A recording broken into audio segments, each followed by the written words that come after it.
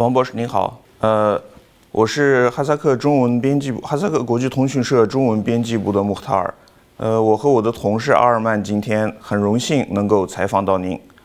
我的第一个问题呢，就是作为一个国际知名的经济学家，我相信您也应该听到了最近美国总统特朗普做出的一个重要的决定，就是向包括中国在内的多个国家的产品实施加征关税。那您认为特朗普的这个决定会不会对全球贸易造成一个非常明显的影响？而且呢，中美之间双方也都清楚，激烈的贸易战对双方都没有特别好的好处。那么在这种情况下，两边有没有可能达成某种程度的妥协？ Okay, thank you for your question. And I think that President Trump, now he's in office for almost a month, is trying to start rebalancing the trade with the rest of the world.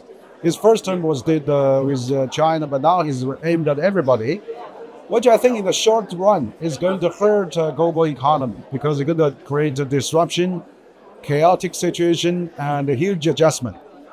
But in the long run, I think this actually will isolate the U.S., will push more countries to trade more among themselves.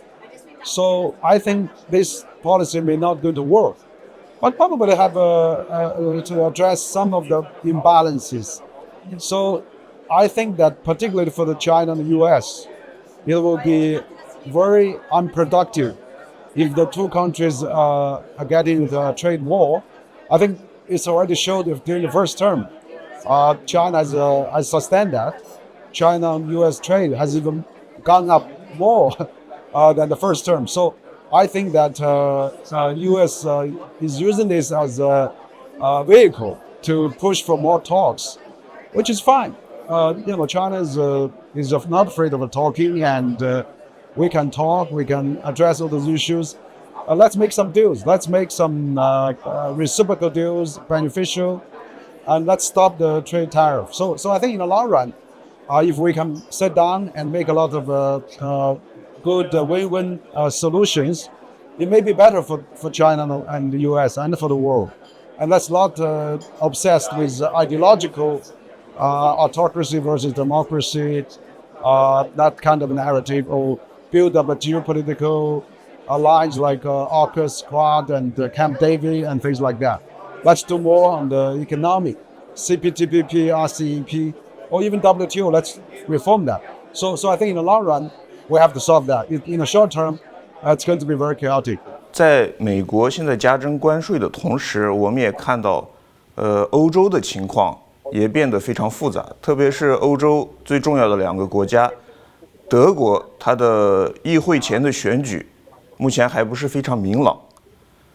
还有法国呢，它也因为政府的频繁的这种更迭，对国家的经济也造成了影响。在这种情况下，您如何看待欧元它的前景？还有包括由于这个 NATO 就是北约的，它的这些成员国现在正面临着增加国防开支的这样的一个压力，在其成员国本身对经济越来越不满的这种当下，您认为欧盟它还有能力去继续维持它的这种国际责任吗？ Well, I think that for the European Union, certainly it's going to have a hard time ahead. With the war still not finished, with the Trump push them to raise the defense budget, with the economies slowing down, and also the political landscape is not very clear. Germany, France may have a unstable government. So this is going to create a lot of problems. So in that sense, I think European Union needs to be more strategic, independent, and then really carve a space between China and the U.S. So I think what Trump is doing, including wants to take over Greenland, they're going to put a lot of pressure on the geopolitical on European countries. So it's a good timing that EU to improve the relation with China, with the rest of the world, with global South, rather than follow up too closely with US.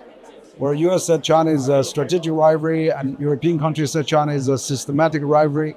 So I think that kind of a narrative and that kind of approach is no longer feasible. And then furthermore, I think China and the EU should strengthen economic cooperation. Probably now it's a good time to revive, to restore the EU-China Comprehensive Investment Treaty, which has been put on hold for the last several years. So I think there's a lot of potential for EU and China to collaborate during this, difficult time. And EU, after all, is still one of the largest economies in the world. China and EU should work together to sustain this turbulent time ahead of us. 我现在还有一个问题是，也是关于美国总统特朗普的，因为从年初到现在，特朗普的一举一动可以说都是受到了国际媒体的高度关注。那么在最近呢，他又提出了关于加沙的一些言论。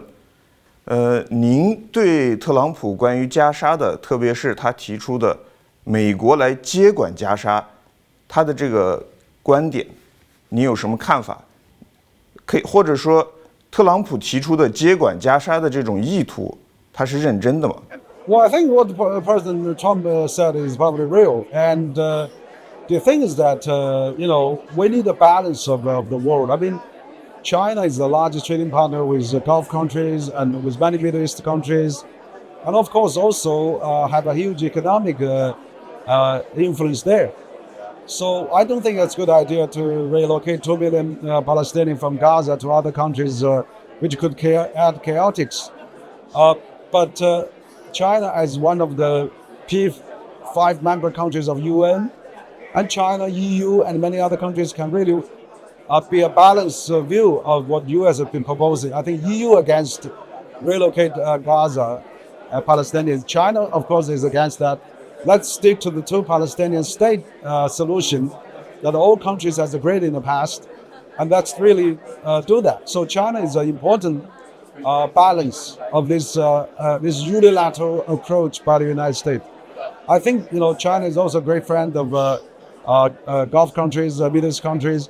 With all 14 fractions of Palestinians, we could really provide some constructive ideas. China could also reconstruct Gaza with its huge infrastructure, building capacities, and even Ukraine. So I think Chinese involvement for a peaceful Middle East transition to stick to the two Palestinian state solution, together with the EU and many other countries, BRICS countries, would be so important. So that we shouldn't have just one country unilateralism to dominate the future plan of Gaza and the Palestinians. So AI has become a central point in competition between global major powers. And many countries are implementing new measures to control, to regulate AI development. So we have, for example, European Union has initiated new law that would control AI development. How do you think would these measures be effective in AI regulation and controlling? Yes, I just came from AI summit in Paris. I attended the AI summit in Paris. I think that AI is something that we have to, fight internationally together or develop together. We have a climate change, now we have AI, we have a global debt. So unilateralism is not going to work with this global village that we are all one Earth, one planet. So AI is a double-edged sword. It could be good, could be bad. It depends how we're going to govern it and regulate. And China and France and EU and India, they've signed a declaration of AI in Paris, whereas US and UK didn't sign it. I think this is already shows a divide. But this divide is not based on ideological, not based on the political system, but based on the common understanding for the global future governance of AI, which is, I think, is good way of doing this. So we should convince US and the UK to join the AI declaration. And we need to form a new AI governance global system. In that sense, China, France, India, EU, and many other countries should work together, including US and the UK. So I think it's a good start, but let's continue to work together. So China has been making significant advancements of AI. For example, China has implemented a new AI system called DeepSeek, which is surpassing even ChatGPT or other Western counterparts. How do you see what are the next steps of China in AI development? Yes, I think AI is really a powerful tool for the mankind to master, to have. But we have to do it in a better way and more economically cost-effective way. So the DeepSeek model that Chinese company innovated is a breakthrough. It's a revolutionary new phenomenon for the AI area. It provides open sources. It's an open system. It's much economic. It's cost effective. It's just a friction of the cost. It's break the monopoly of the those big AI company in the West, particularly in the U.S. It's provide a greater space for the developing countries to master AI technology in the future. It shows how possible, not just use a little budget. You can develop a powerful AI tool as useful as the billions of, if not trillions of spending to develop that kind of tools. So I think it's very significant. So I think this paved the way for the future at a much larger scale, particularly for global South countries, for developing countries, to master AI, to harness AI power for the future benefit of the mankind. But also it's provide healthy competition. So that's why you see all the AI company welcomes that. It's a healthy AI competition. But China being one of the largest AI countries, China has the largest AI talent in the world. Every year they graduate 30 million college graduates. Half of them are science engineering graduates. So China is really abundant to have a lot of AI talent. And many AI talent in the US are also from China. So I think there's many ways we can collaborate with US, with EU, with Global South to make AI accessible for all countries, for all people, but also in a better way to use it. So I think this DeepSeek is a revolutionary breakthrough in AI area, and then that really shows that we're going to have a brighter future for AI in the future. And another interesting development is a collaboration between Apple and Alibaba in AI development for iPhone in China. What does this partnership signify for Chinese tech market and the global market as well? No, I think this is good news. I mean, China and Apple is partnering with Alibaba to do the AI for AI phones, which is very good. And Apple being the largest iPhone producers in the world, 80-90% of iPhone was made in China. So if Alibaba can be a partner as an AI partner, I'm sure iPhone will have it still continues big market share in China and for the world as well. So this is good news. This shows that how US and China, even though despite differences, they can still work together, the two largest companies in the AI area. So I hope that TikTok can be accepted in China. We hope that Google or X can come to China. Let's really relax the control and let's open to each other, and then we have a better collaboration between China and the US and the rest of the world. Thank you.